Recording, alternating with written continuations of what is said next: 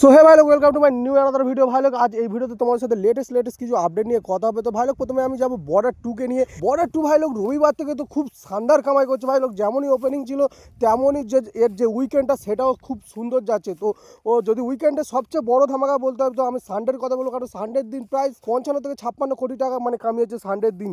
আর কাল প্রজাতন্ত্র দিবস গেছে 26 তারিখ সোমবার দিন, কাল তো 60 কোটি টাকারও মানে বেশি হয়ে গেছে, প্রায় 61 কোটি টাকার কাছাকাছি। তো আমরা তো সবাই প্রথমে ভেবেছিলাম যে জাট মুভি থেকে সানি দেওয়ালের যে কামব্যাকটা ওটা হবে, কিন্তু না ভাই লোক, বর্ডার 2টা তার ভাগ্যেই ছিল। তো যাই হোক ভাই লোক, সানি দেওয়ালের জন্য তো খুবই ভালো লাগছে, কারণ এতদিনের এত পুরনো একটা স্টার এবং তার যে স্টারডামটা আজ মানে সিনেমাতে এত বহুদিন পরেও তার যে দর্শকগুলো তারা সবাই মিলে এনজয়মেন্ট করতে পারছে। তো এটা তো অনেক মানে বড় বড় স্টারের ক্ষেত্রে হয় না, যারা আজকের দিনে বলিউডে যারা পুরনো হয়ে গেছে। তো এটা তো সবার ক্ষেত্রে দেখা যায় না, সানি দেওয়ালের জন্য দেখা যাচ্ছে। এই জন্য তো আমি মন থেকে খুবই খুশি ভাই লোক। এবার আসি টনিক 2 এর একটা ছোট্ট আপডেট নিয়ে। টনিক 2 এর যে হিরোইন সেটা ভাই লোক কোথাও গিয়ে একটা মানে নিশ্চিত হওয়া গেছে, অঙ্কিতা মল্লিক বলে। ঠিক আছে, আমরা প্রথম ভেবেছিলাম যে অঙ্কিতা মল্লিক তোমরা বাইক অ্যাম্বুলেন্স ড্রাইভার, সেখানে মানে অঙ্কিতা মল্লিক হিরোইন হতে পারে না, কিন্তু এখন পুরোপুরি জানিয়ে দেওয়া হয়েছে যে অঙ্কিতা মল্লিক টনিক 2 এ অঙ্কিতা মল্লিক হিরোইন হিসেবে আসতে পারে। ঠিক আছে, তো ভাই চলে যায় আরো একটা আপডেটে, যে বিজয় দেবরকোন্ডার একটি নতুন মুভি রানাবল্লীর একটা ভিডিও লঞ্চ মানে মুভির অ্যানাউন্সমেন্ট হয়েছে রানাবল্লী নামে। তো মুভিটার যে প্লটটা আমি দেখলাম, ঠিক আছে, ব্রিটিশকে ঘিরে, ঠিক আছে, কিছু